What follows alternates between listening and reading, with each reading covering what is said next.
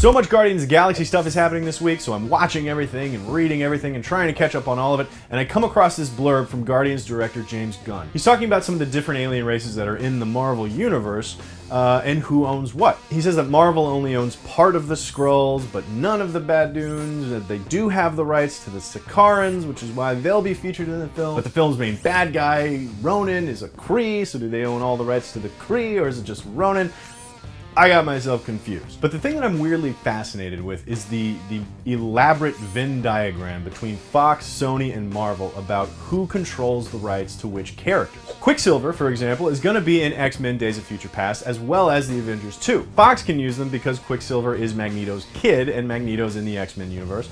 Meanwhile, Marvel can use them because Quicksilver has been a part of the Avengers. From what I understand, Marvel just can't refer to Quicksilver as a mutant, and that's the big deal. Meanwhile, Spider-Man over at Sony, he used to be an Avenger. Wolverine was an Avenger for a long time, but obviously those guys are the big names. But Sinister Six, the Avengers fought the Sinister Six at one point, so did the Fantastic Four, so why is it that Sony's the only one that gets to play with them?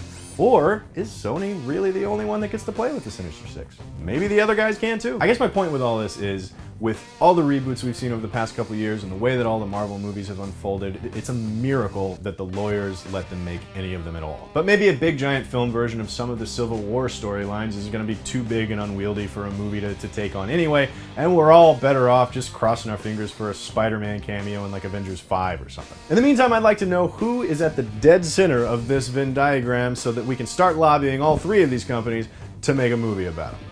Let me know what you guys think in the comments below, and make sure to come back next week for 90s Week here at CineFix. We've got all kinds of great content lined up for you, all inspired by the decade leading right up to Y2K. So make sure to subscribe, come back for more movie news, more 90s Week on CineFix Now.